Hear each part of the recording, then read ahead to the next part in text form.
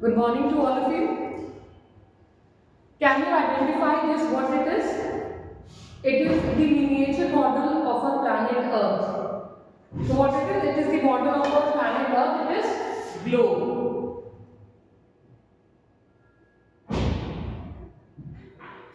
Now when we talk about the Earth, in this globe, which color you can see? Which is the widespread color on the globe? The widespread color on the globe is blue. So I am going to draw the rough diagram of it. So when we talk about the widespread color of the globe, in that blue color is widespread.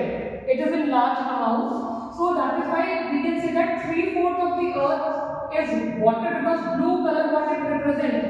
Blue color it represents water.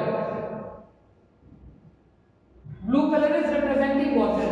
And what is 1/4? 1/4 is land. In globe you can see different colors on globe, but for land in your book it has been mentioned that brown color is used for land. So now it is very clear to us when we talk about in terms of percentage, it is 75% and it is 25%. So land you can call it as continents, and water you can call it as ocean. Now in this chapter what we are going to study about? In this chapter we are going to study about oceans and continents.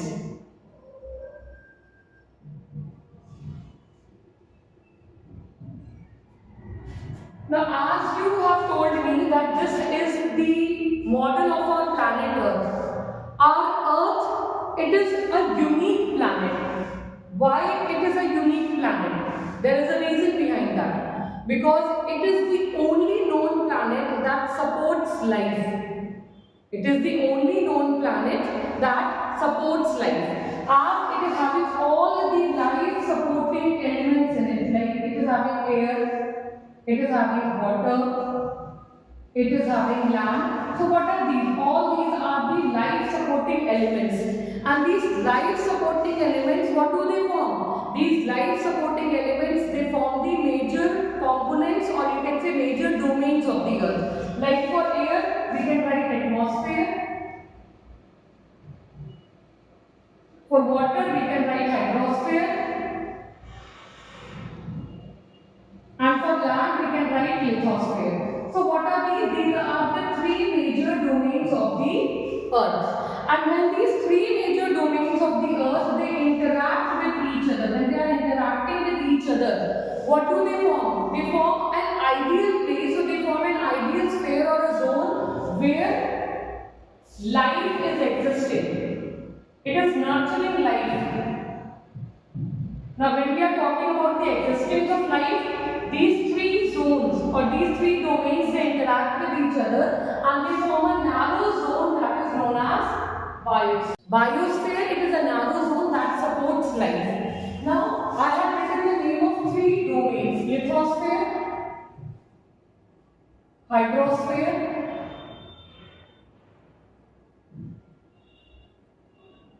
biosphere, atmosphere. Now, these words have been derived from different words, but in this chapter we are going to take only these two, lithosphere and hydrosphere. Lithosphere has been derived from the Greek word, it means lithos, lithos means stone. Now when we talk about hydrosphere, it has been derived from hydro, it means water. Now when we talk about the scientific data that is available, now according to the scientific data that is available, 71% of the earth's surface, as you can see on the globe also, the widespread color is blue. Blue color you can see all around the globe. I am rotating the globe for you, you can see the blue color is all around. So 71% of the earth's surface is water and 29% of the earth's surface is land. Now out of this 71%, when I am taking 71%, out 97% of water is present in ocean. And when we talk about the ocean water is salty. Why is it salty? Because of the dissolved minerals and salt in it. So we can't use this ocean water for a domestic purpose or for any other purpose, for agriculture, for cleaning or for any other purpose.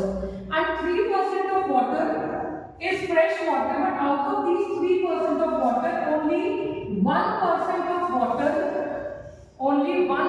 of water is available for us to use. Because rest of the 2% of water is stored in glaciers or in ice caps. So what we are having only 1% of water to use, and that 1% of water is available in rivers, it is available in lakes. So we can use that 1% of water, and we have to use it very judiciously so that it is available for the present as well as for the future generation. Now this 70, I am talking about this 29% of land. In general, what we talk about, we always talk about land. We are always talking the utility of land, in what manner land can be utilized. Land can be utilized for construction, it can be utilized for agriculture, it can be utilized for many other purposes. But we hardly talk about ocean. So what we are going to do is that we are going to talk about the facts which are related to ocean. What are the things which are related to ocean? So we are going to explore more and more about ocean. Now I have shown you this globe. Now when astronauts they see our Earth from space, they see the most widespread color is blue, because 3/4 of the Earth is covered with water, and when they see our Earth from the space, they call it as a blue planet, because 75% of the Earth's surface is covered with water. So that is why our planet is also called as a blue planet. Now next one is that we are going to have more and more facts about the ocean. So we are going to take the famous phrase that is given there in your book. Jules Verne, one of the famous French poet and author, had described the ocean in his famous book. The name of the book is 20,000 Leagues Under the Sea. He had described the ocean like ocean is everything. He said in ocean everything is present that is supporting life. All the life supporting elements are present where? All the life supporting elements are present in ocean. The air in the ocean is very pure and healthy. He very clearly told that the air its breath is pure and healthy. So he told that the air that is present in the ocean, it is pure and healthy. And he also told that in the ocean, the people they evoke the feelings. Humans they feel connected with what? Humans they feel connected with the nature. Humans feel connected with the life. And he also clearly said that life it has begun from the ocean. And he also said that it is going to end in ocean also. How it can end in ocean? You can see that oceans are very large water bodies. And when we talk about the continents, these continents can be engulfed in ocean because of any kind of natural condition can occur or natural disturbances can occur, and because of which these continents they can be engulfed by the ocean. Apart from that, oceans are also having the other importance also when we are talking about the importance of ocean. They provide you with pearl, they provide you with minerals, they provide you with salt, they provide you with fish. It is helpful in transportation. Apart from all these things, there are other things also which are very important for ocean. You have never imagined that oceans are also known as the lungs of planet. Amazon forests are known as the lungs of planet. But have you ever imagined that the oceans can also be known as the lungs of planet? So we are going to discuss about the ecological importance of the ocean. Now when we are going to discuss about the ecological importance of the ocean, in ecological importance there is a microorganism known as phytoplanktons. Phytoplanktons, what they used to do is that they used to produce oxygen inside the ocean. Approximately 50 to 85% of the oxygen is generated by it and it is utilized, and that is why they are known as the lungs of the planet. Then oceans, what they used to do is that they used to absorb carbon dioxide that is there in the atmosphere, and they help to maintain the temperature. The effect of the greenhouse gases are also reduced, and apart from that is also maintained. So, and when we talk about the other ecological balance and other ecological importance of the oceans, these are the biodiversity hotspot. When I am saying biodiversity hotspot, it means they are having number of species present in ocean. We are having marine flora and fauna over there. We have got kelp forest, and under water we have got sea ecosystems are present over there. So all these are what? All these are showing your ecological importance of the ocean. Now next one is the commercial importance of the ocean. When we talk about the things in past people they used to travel from one place to another place. Now when they were traveling from one place to another place, they used to take use of what? They used to take use of water transport. There were military campaigns which were launched in the ocean area. Apart from that, when we talk about the source of livelihood, people, ocean is providing livelihood to the people. Fishermen are there; they are earning their livelihood from where? They are catching the fish, they are catching the seafood, and they are earning their livelihood. There are billions of tourists. They visit these coastal areas, and it is a huge source of revenue for that particular area or for that particular region. And when we talk about the world trade, export and import of goods and services, so 90% of the world trade is done through what? 90% of the world trade is done through oceans. Now, the next importance of the ocean is the climate, how the climate it is associated with oceans.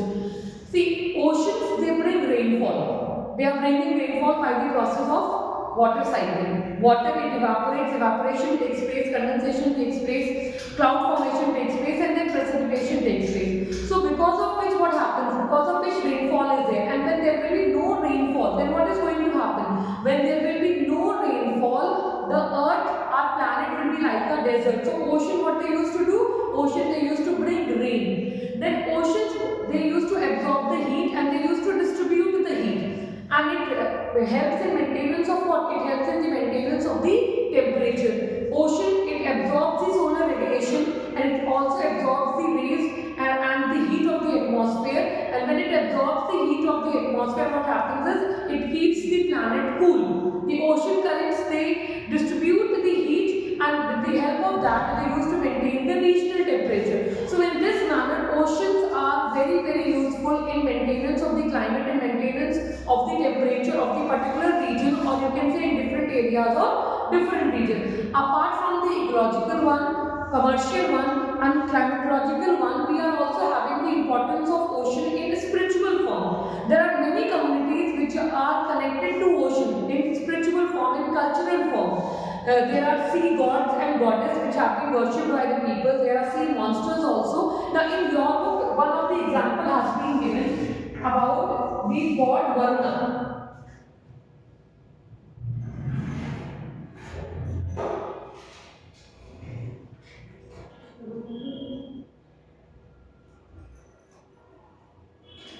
Now god Varuna is associated with what? God Varuna is associated with ocean, sky and water in general. People they used to worship god Varuna. And when we see the when we see the emblem of Indian Navy, the Indian Navy contains the motto, it contains the motto Shamo no Varuna, which means be auspicious to us. It means that the god Varuna should shower their blessings, shower prosperity and show the right paths to the people. So in this manner, oceans are very useful to the people in every form, in ecological form, in commercial form, in climatological form, as well as in spiritual form also. People are associated with what? People are associated with oceans. Now there is one more topic that is there in your book, in which they are going to tell you about the distribution of water and land on the earth.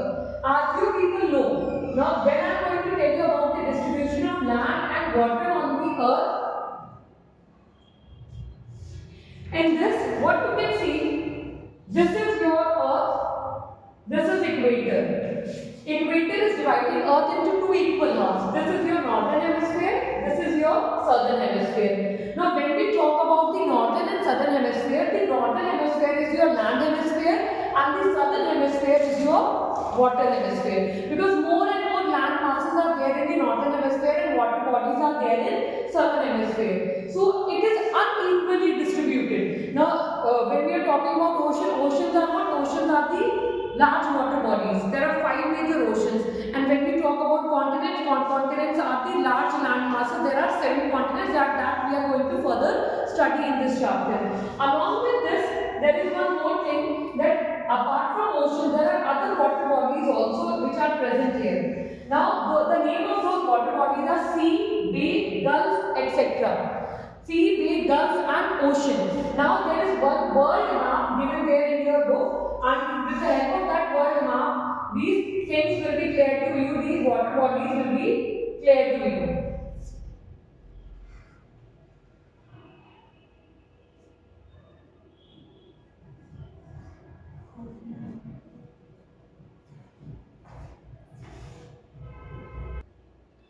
Now, when we talk about the water bodies, we are having ocean, we have sea, we have bay, we have gulf. Now, it was previously I was telling you about these water bodies. In every water body, there is a difference. Like when we talk about the Indian Ocean, this is your Indian Ocean. Oceans are far away from the land masses, and they are deep.